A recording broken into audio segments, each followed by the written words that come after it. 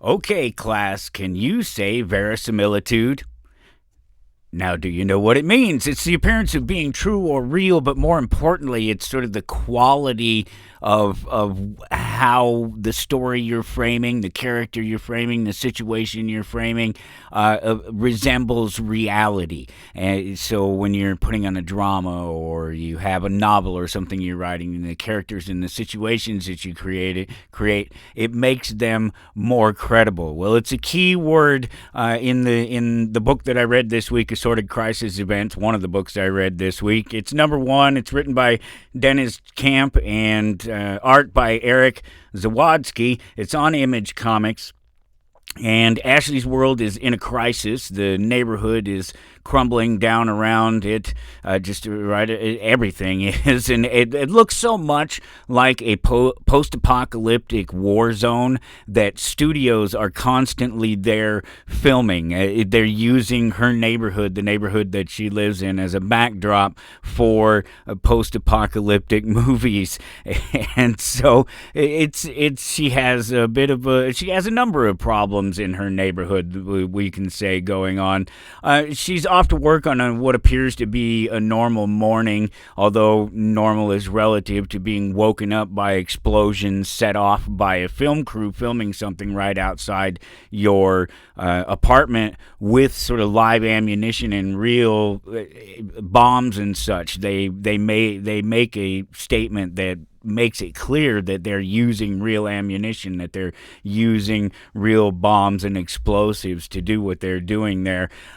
She hops on the bus, and as she's walking around, she's having some interesting storytelling and some encounters with some of the actors and things like this as she goes through the novel, and other people that the shopkeeper down the street, and just various people in her neighborhood, that sort of thing. But as she's doing this, she keeps getting these texts, like an EAS type text that you get on your phones these days, those alerts that you get on your phones.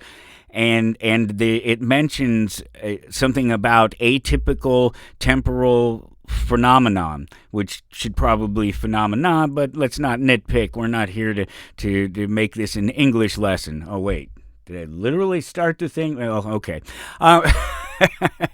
It's a great story. She gets to work, and because time is in crisis, that's what's happening around her. You really find this out as she's walking along, because that's what these atypical temporal phenomenon are about. It's breaking down. They call it the crisis. No one really knows what's going on. You can be walking down the street one day and wander sort of into the past or into the future, and all the past, the present, and the future are all colliding together. And there's this. It's like Poe's gone mad, right? You know what Poe's law is? Poe's law is the law that says without context you can't really tell if something specifically on the internet is true, whether it's real or not.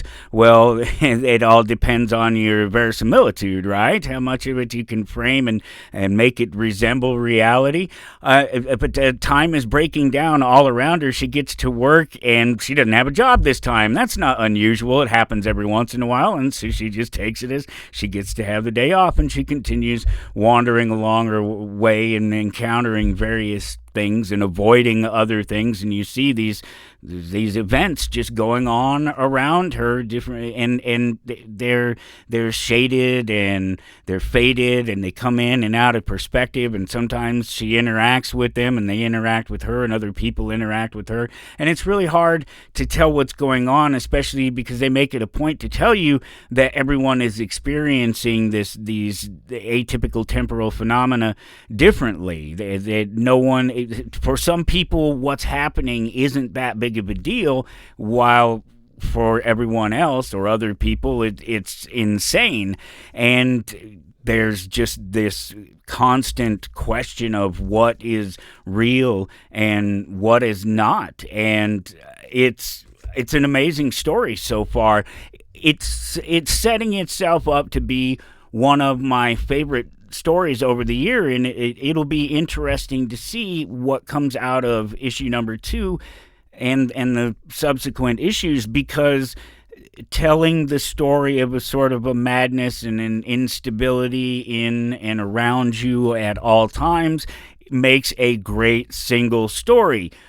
Where do you go next with it? That's what's going to be interesting to see. I don't know if we'll even see this character again. And I don't do spoilers. I don't go out and look for information about anything, any of this pop culture stuff that I partake in. I don't go out and look for anything about it. I don't look up information, other people's opinions. I don't want to know about it in advance. I just read it, enjoy it when it comes to me. And a lot of the times I can't even tell you who made it or who stars in it. I'm a bad fan. I am the bad fan when it comes to that, except it actually makes me the best fan because all I do is I take in the material, the art, the creativity of it, and I enjoy it for what it is. I don't try to set any standards on it.